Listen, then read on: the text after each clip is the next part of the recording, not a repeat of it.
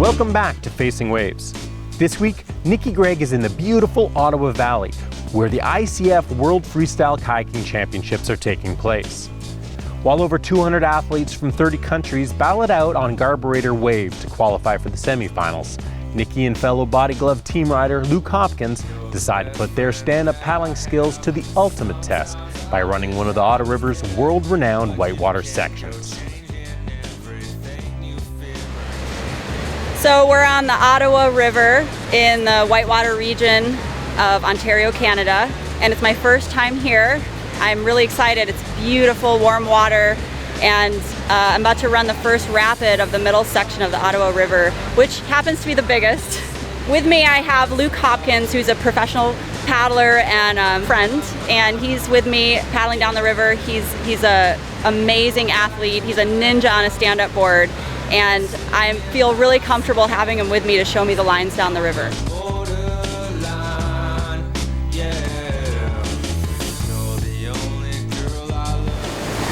So this is McCoy Rapid, the biggest rapid on this run, right? Are you nervous? Yes, of course. This is a great way to start every day on the Ottawa. Okay, we're gonna start the day with the biggest rapid on the whole river. It's a class 3 rapid, but there's some pretty good hydraulic action in the river, so it's gonna be pretty technical trying to avoid the holes. I think I'll be swimming most of it, although I'll try as hard as I can to make it through, but should be interesting. So when you're coming down, if you can go through the closest wave, then you're on good track to actually go right to the middle of Horseshoe. But if you're going through the far wave, it's actually good to paddle the other way. Before I get wet.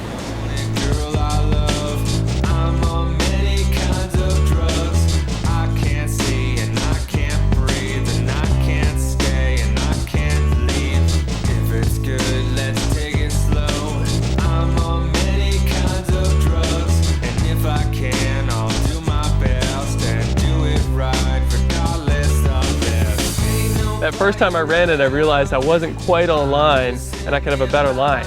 And then the next couple tries, I kind of honed in the right line and being in the right place and got closer and closer until finally I was going through Phil's hole and still stabilizing with my paddle, but I was getting through and standing up. When you're paddling whitewater and you come up on a rapid, first you hear it. You can hear the water roaring up ahead and you see the horizon line drop off. So it's just, you can't see the rapid when you paddle up to it. You might see some water spurting up in the air, and that's when the nerves start to kick in. That's the fun part, right? I think this river is great if you want to become a better stand-up paddler because it's so user-friendly. You run the rapids and there's usually a huge pool below it. So if you do swim and mess up, you're just going to end up into the flat water and you're going to be fine. That also makes it easier to go back up to the top and run it again. Paddling whitewater on a stand-up paddleboard rather than sitting down is going to use a lot more muscles in your body. It takes a lot more balance and coordination, in my opinion. If you're not challenged in a class 3 rapid in a kayak, jump on a stand-up board and you're gonna definitely be challenged by it.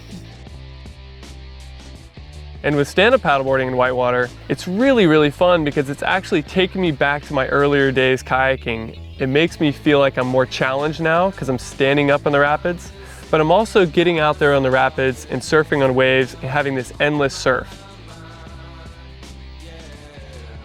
As we were paddling together, we're both kind of looking in different directions and different side coves, and it felt like we were exploring our way down the river and not just being taken to the next rapid. We had to go find it. It was almost like a treasure hunt to find the next rapid, and then when we get there, we're like, okay, this is a new rapid. What's the game here? What do we have to do to get down this rapid?